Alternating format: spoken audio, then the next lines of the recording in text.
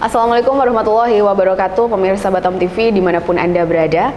Pemirsa Batam TV, kancah politik Kepulauan Riau belakangan ini diwarnai dengan tokoh politik Partai Demokrat yang terpilih menjadi Ketua Dewan Pimpinan Daerah Partai Demokrat Kepulauan Riau, Provinsi Kepulauan Riau. Siapa sebenarnya tokoh yang juga seorang pengusaha ini? Pemirsa, telah hadir bersama saya Pak Aneng, yang tentunya kali ini akan ngobrol banyak sekali mengenai visi misi dan juga perjalanan hidup ya Pak Aneng. Baik pemirsa, inilah biografi tokoh bersama saya Pungki Inggoro. Oke Pak Aneng, lagi sibuk apa nih Pak belakangan ini?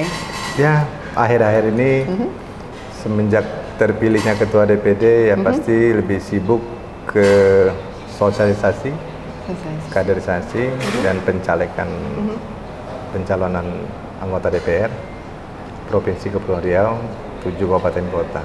Boleh nggak Pak diceritakan sedikit sebetulnya Bapak ini siapa dan bagaimana perjalanan hidup Bapak bisa sampai di titik politik seperti ini?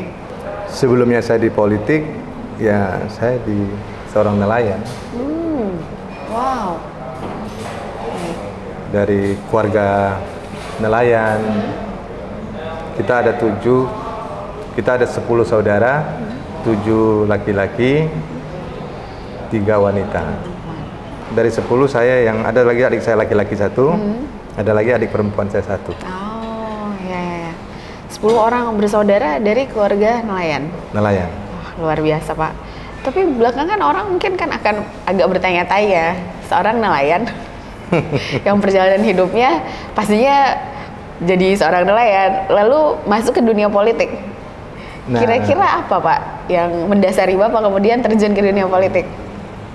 Karena gini ya, kita yang bisa merubah hidup kita itu kita sendiri.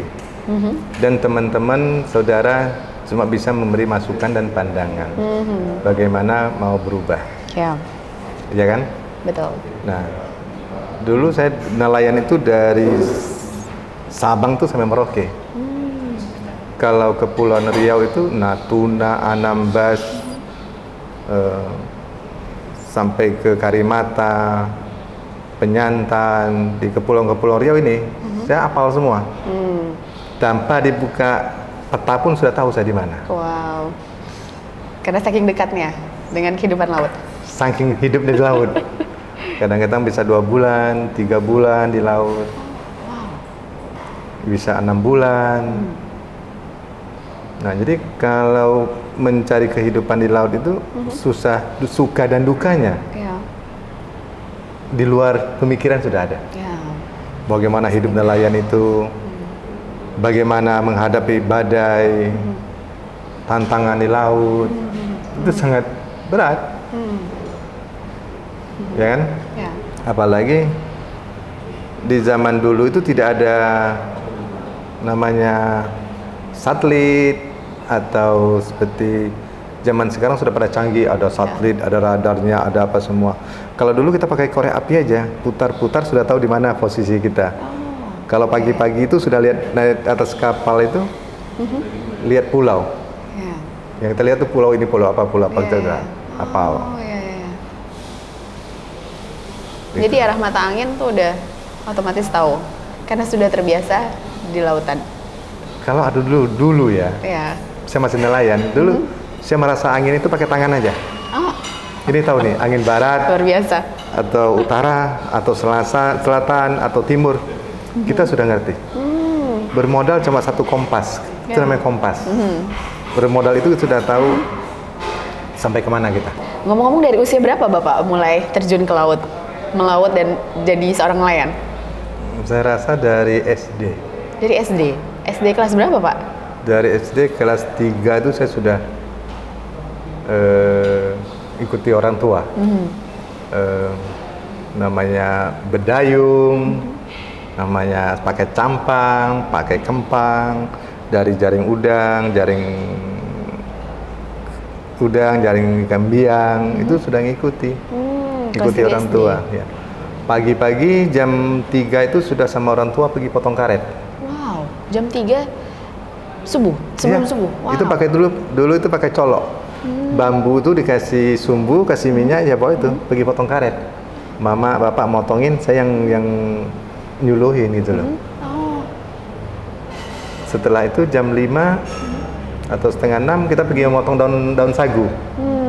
Daun sagu itu kita potong, bikin atap, tahu atap? Ya. Ngerti nggak atap? Bikin atap. Atapnya? Atap rumah, bikin atap rumah itu kan dari daun sagu. Dipotong daun sagu tuh ya bikin nanti dijahit, dianyam namanya. Ya. Jadi atap rumah. Ya. Itu sudah kita lalui. Terus kalau siang saya ikut orang tua pergi potong kayu. Kadang-kadang kalau ada waktu pulang sekolah nganyutin kayu dari parit. Oke.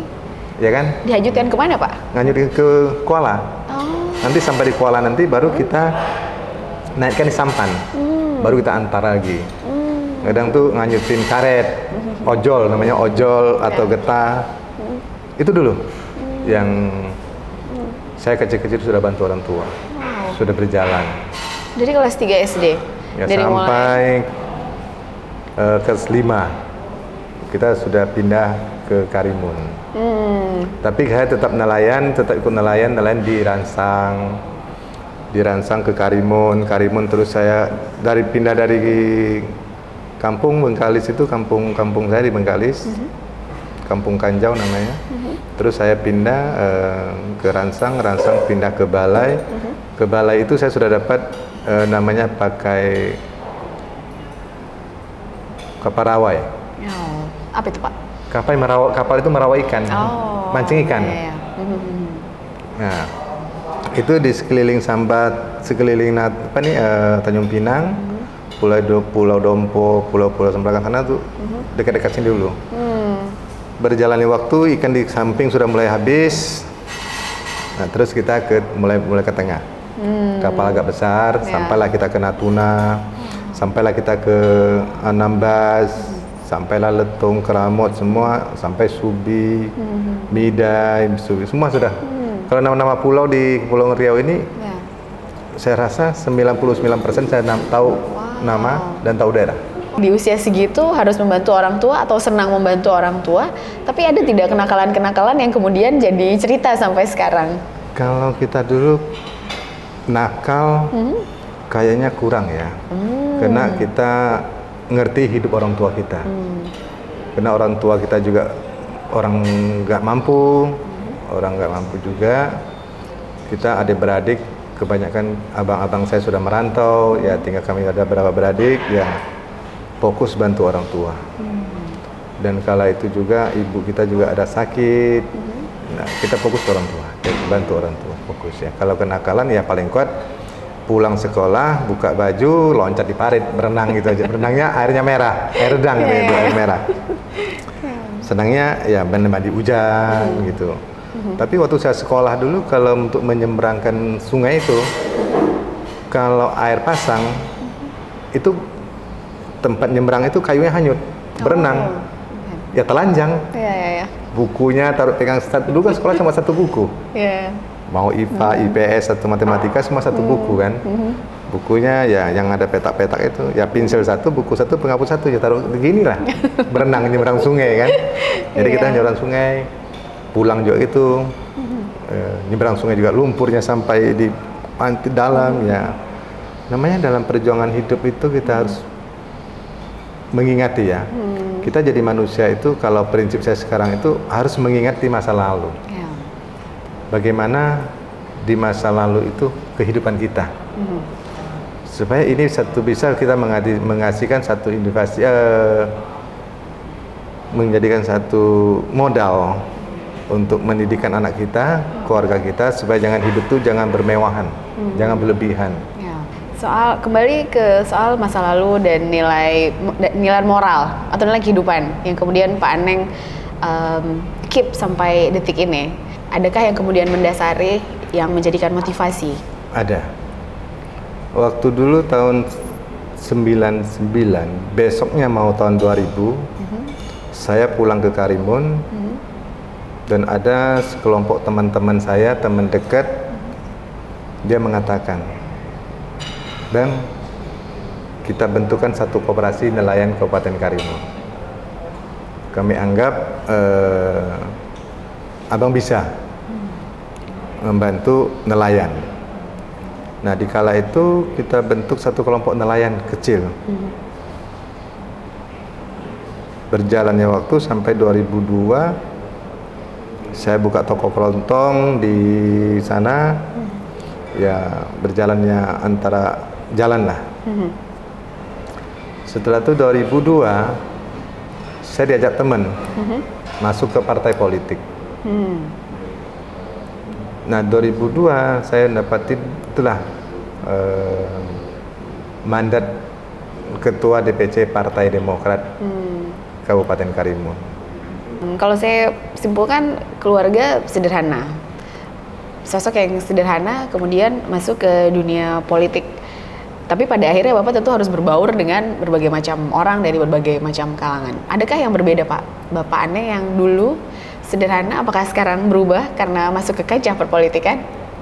Jadi gini, pada 2002-2003 Partai Demokrat lolos verifikasi faktual. 2004 ikut pemilu. Saya Kabupaten Karimun mendapatkan 4 kursi. 3 kabupaten, 1 provinsi. Itu berkat dukungan teman-teman nelayan Kabupaten Karimun dan tokoh-tokoh dan orang-orang tua kita yang di Karimun yang pernah melihat saya mungkin bekerja keras memperjuangkan suara nelayan. Nah, di kala itu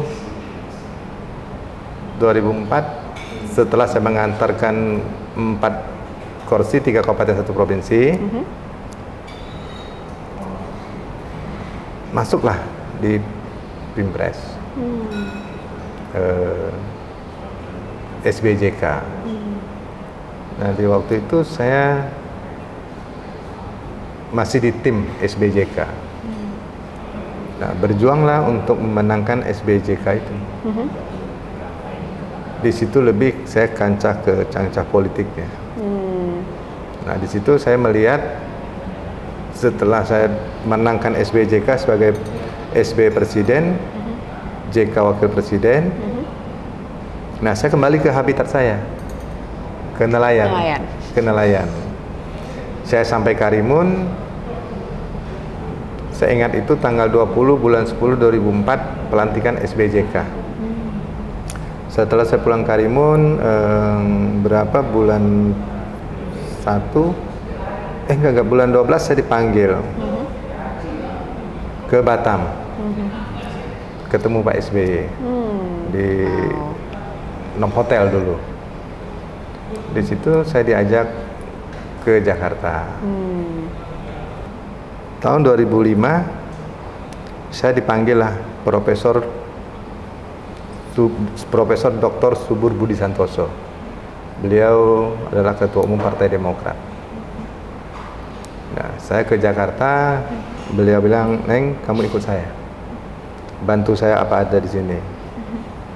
Nah, dalam perjalanan kita Kongres Partai Demokrat di Bali, mengikuti terus sampai beliau jadikan saya staf di Dewan Pertimbangan Presiden. Di situ saya mulai mengenal lebih dalam politik itu dan lebih mengerti sedikit banyaknya tentang politik.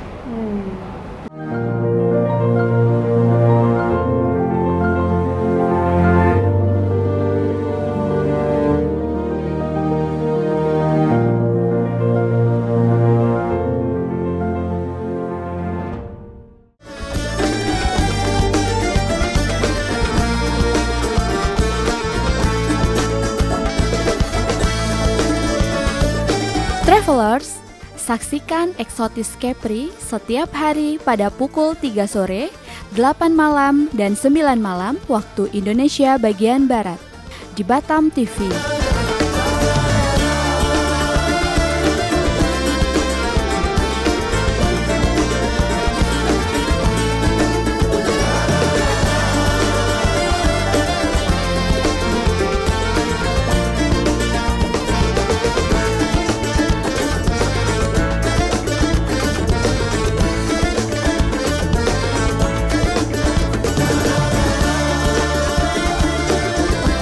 Nikmati keindahan destinasi wisata di Provinsi Kepri.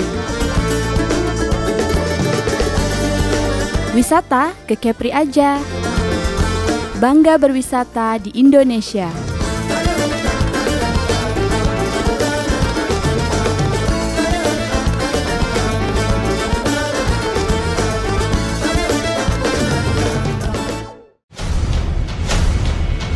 Batam memang belum punya klub yang pro dibilang pro ya. Menurut saya itu baru klub yang semi pro lah saya bilang gitu. Dunia pariwisata di Kepri dari tahun ke tahun akan meningkat apabila Kepri sendiri diberikan perlakuan khusus oleh pemerintah pusat dalam hal ini tentang FOA itu sendiri. Dan kami sendiri mengalami hal-hal yang katanya sampai 2 tahun COVID, faktanya kami ekspansi.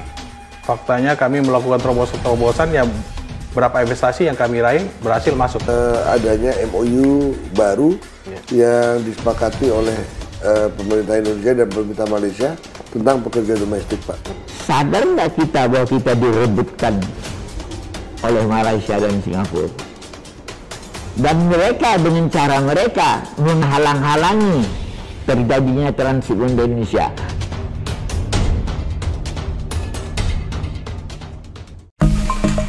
Batam TV, inspirasi Kepri. Halo warga Kepri, kini siaran Batam TV bisa Anda download aplikasinya di Google Play Store dengan ketik JPM Stream di kolom search lalu unduh aplikasinya. Anda bisa menyaksikan program Batam TV.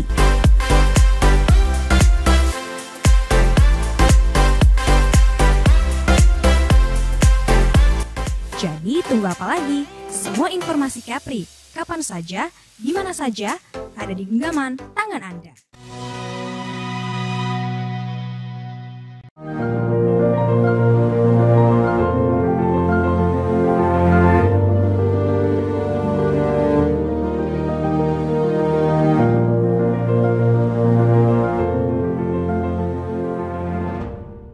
Pemirsa, masih di program Biografi Tokoh bersama Pak Aneng. Pak Aneng, tadi kita udah ngobrol panjang lebar masa muda dari kelas 3 SD sampai kelas 5 SD melaut di Bengkalis ya Pak. Kemudian Bapak pindah ke Karimun. Nah, di usia remaja, di tengah keluarga nelayan dan di tengah pergaulan dengan para nelayan tentunya ya. Apa sebetulnya obsesi atau ambisi atau cita-cita Pak Aneng di kala itu? Apakah sudah terbayang untuk menjadi politikus atau mau jadi pengusaha saja? Karena saya dari keluarga nelayan, saya bermimpi bagaimana saya mensejahterakan nelayan. Bagaimana mengedepankan nelayan ini adalah potensi besar, bahwa dia ini aset bagi negara kita. Karena kalau dikelola yang benar, nelayan-nelayan kita ini, lautan kita ini, sangat menyumbang satu kontribusi yang paling besar. Jangan kita melihat nelayannya, tapi melihat mereka bagaimana kehidupan mereka itu harus kita beri satu kesejahteraan. Bagaimana mereka tuh jadi nelayan tuh jangan sampai selamanya mereka marah, wah aku ini nelayan. Jangan sampai mereka tuh ada terinspirasi bahwa saya nelayan itu tidak akan berubah. Nah, saya seorang nelayan, saya harus bisa membawa ini, mengenalkan ini, bahwa nelayan itu punya fungsi dan punya kehidupan yang baik. Nah, cita-cita saya dari dulu, bagaimana saya bisa mensejahterakan nelayan. Jangan sampai mereka semua tinggal di pinggir-pinggir atau di pulau-pulau, sehingga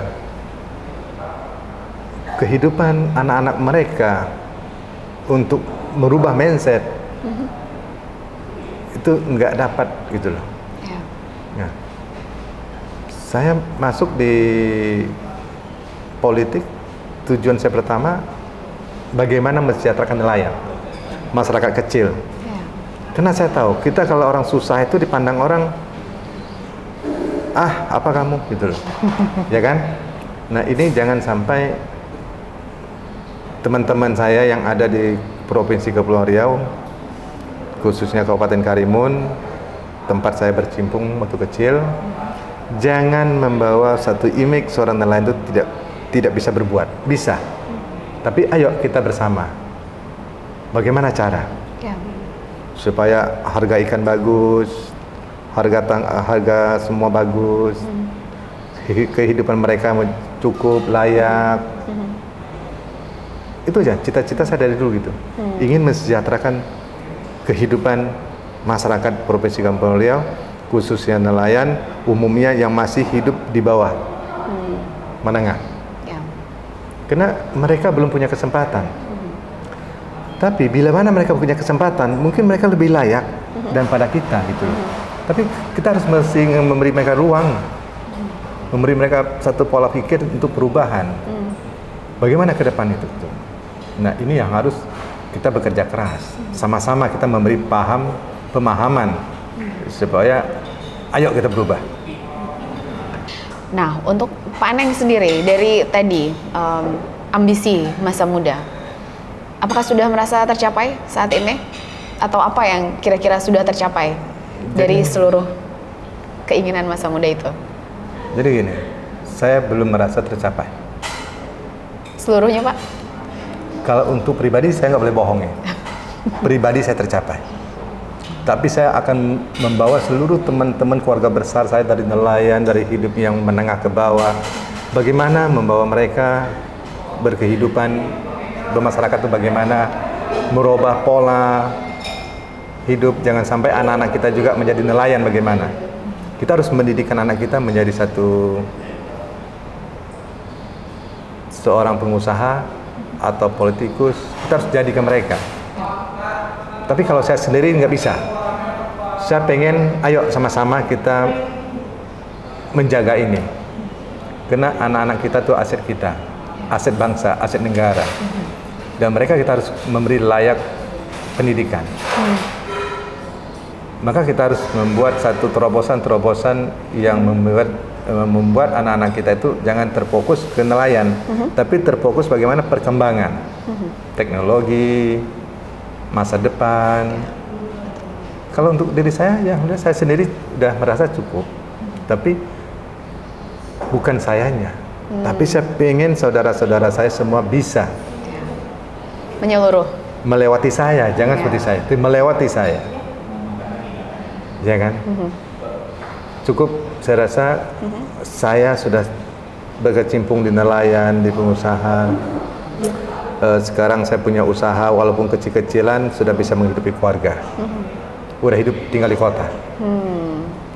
Tapi saya pengen juga teman-teman saya, saudara saya yang di pulau-pulau juga harus tinggal di kota. Tapi bagaimana membawa mereka, tapi harus bersama-sama membawa perubahan. Jangan mereka tertekan terus di daerah. Dan untuk langkah-langkah untuk mensejahterakan nelayan itu ada di benak saya dan ada di hati saya. Dan siang malam saya sering bermimpi bagaimana saudara-saudara saya ini bisa merubahkan stigma jangan jadi nelayan lagi, untuk bisa kooperasi ke darat. Karena saya tahu di tahun 80-an, 90-an tuh ikan sangat gampang dicari. Tapi di saat sekarang ikan tuh susah dicari. Ya kan? Nah, kita harus membawa mereka tuh berubah. Apalagi sekarang minyak harganya tinggi. Kehidupan semuanya tinggi. Ya kan? Nah, ayo kita sama-sama. Saya pengen tuh perubahan itu ada. Selagi niat itu ada. Dan saya siap jadi garda di depan untuk perubahan ini. Kenapa? Saya seorang nelayan, tapi hari ini saya sudah bangga bisa duduk sama Mbak di sini, ya kan? Bisa hadir di depannya, di layarnya Batam TV.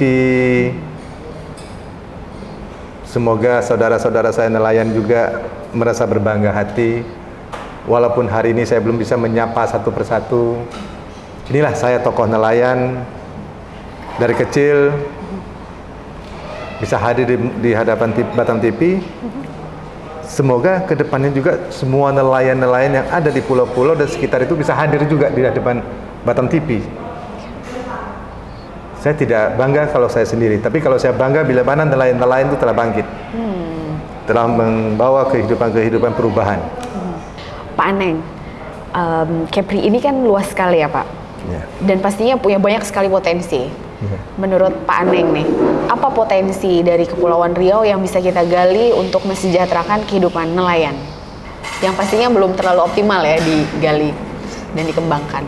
Jadi gini, kalau kita bicara nelayan, itu sangat luas. Karena Kepulauan Riau ini nelayan. Kita harus membawa nelayan itu bagaimana bawa perubahan. Sekarang kita lihat luar negeri, pada nelayan itu sudah canggih-canggih. Bukan pakai pancing tangan lagi, ya kan? Sudah ada semua pakai digital. Kita lihat yang orang asing punya itu, orang luar negeri yang masuk ke wilayah kita itu, mereka sudah canggih-canggih alatnya. Nah, ini mindset ini kita rubah. Potensi untuk nelayan. Kita harus mensejahterakan mereka. Bagaimana cara? Nah, itu harus kita peta dulu, Mbak.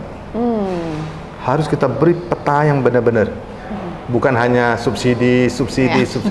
Sampai kapan subsidi? Maka kita kalau memberi ikan sama orang bakal habis. Tapi kalau kita kasih jaring sama orang, itu nggak bakal habis. Betul.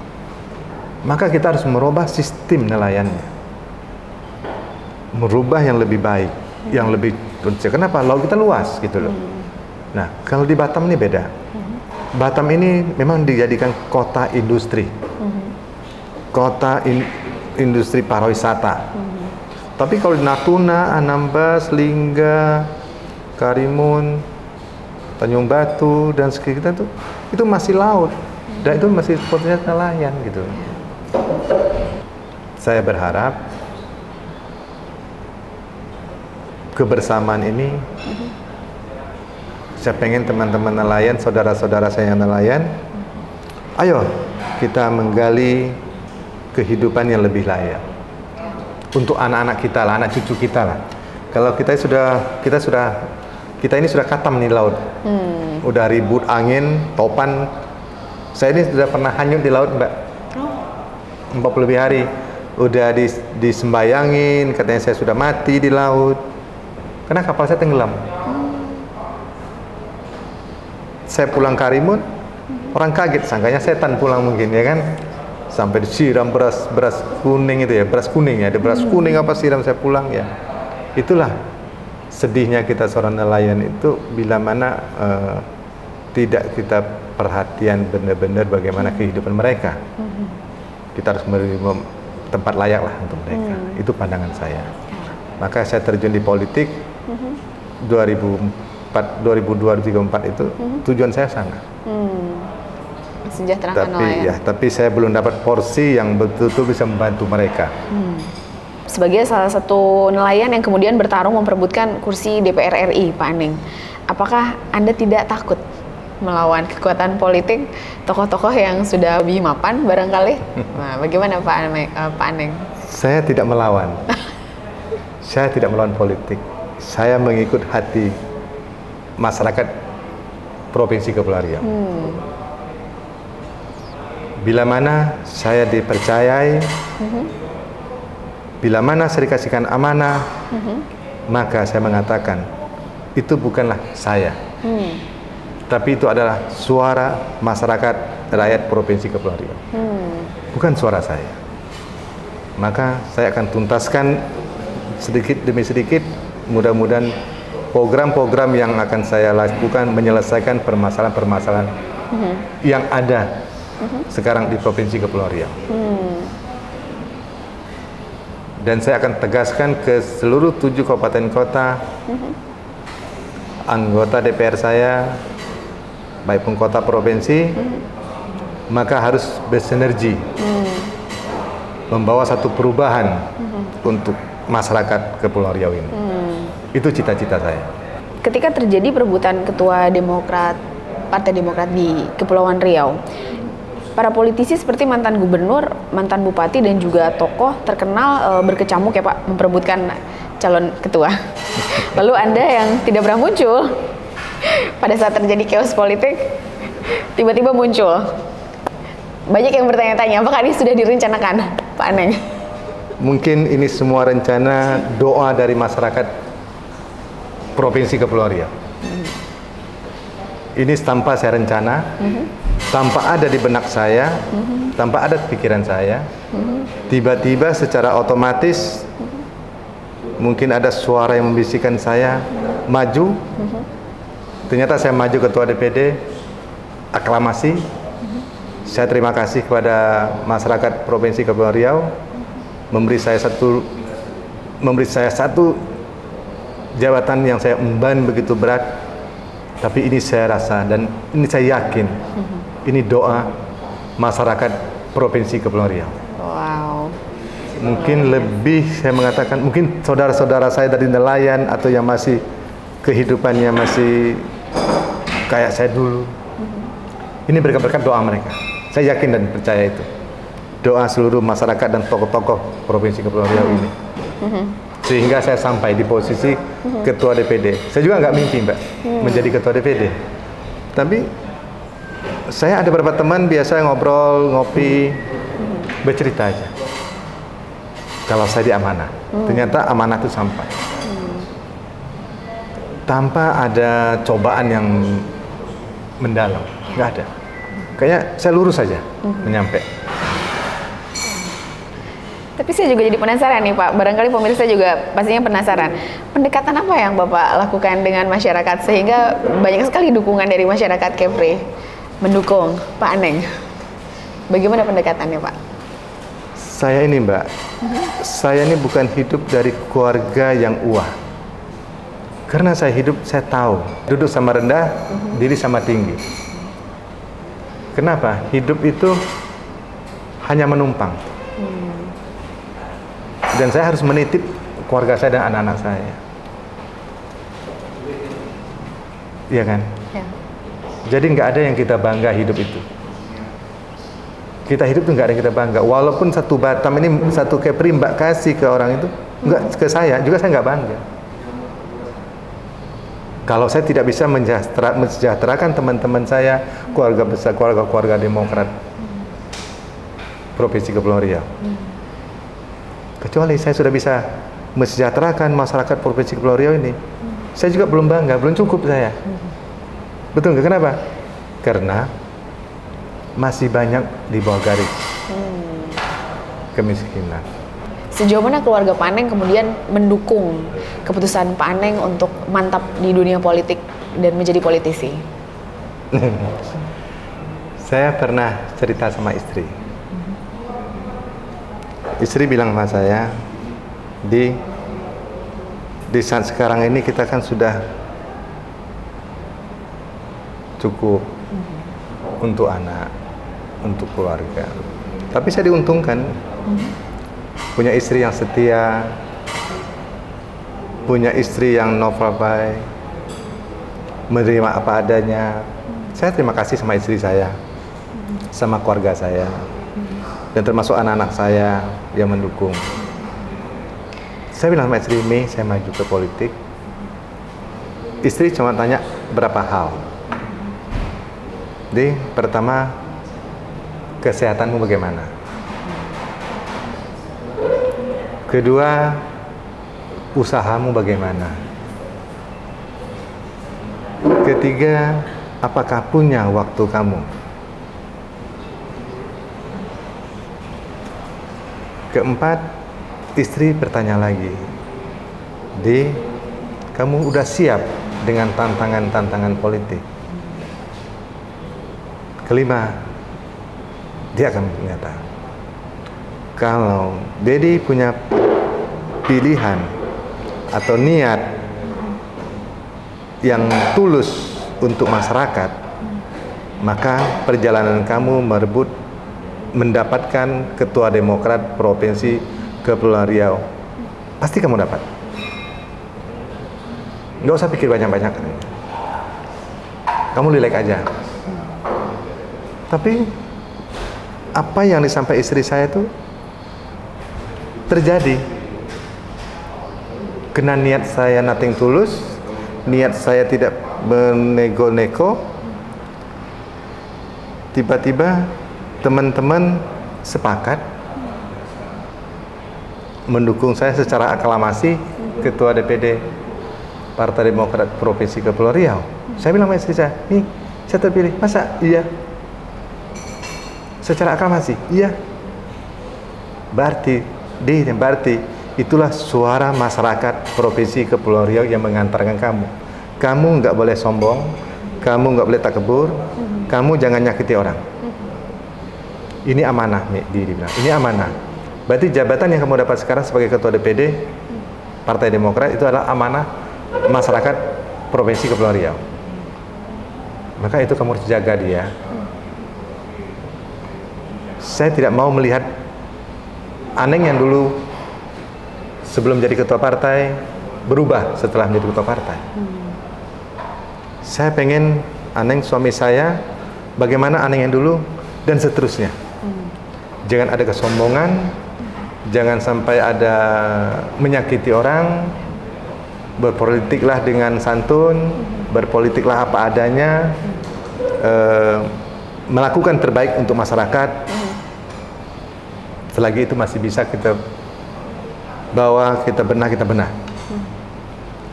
Tapi apa hasilnya juga sama, ya kan? Jadi doa seorang istri itu juga sangat makmur gitu loh. Tanpa support dari keluarga dan istri, saya rasa, dan masyarakat Provinsi Kepulauan Riau, saya juga nggak ada duduk sama Mbak hari ini kan. Nah, karena berkat doa dari masyarakat dan ada dukungan dari istri bahwa dibilang kalau kamu terpilih itu adalah suara rakyat masyarakat Provinsi Kepulauan Riau, maka kamu mulus. Ternyata benar. Tanpa saya ada sibuk ke sana sibuk sini, nggak ada. Saya tetap di Batam aja. Setelah mau musda baru saya ke Jakarta.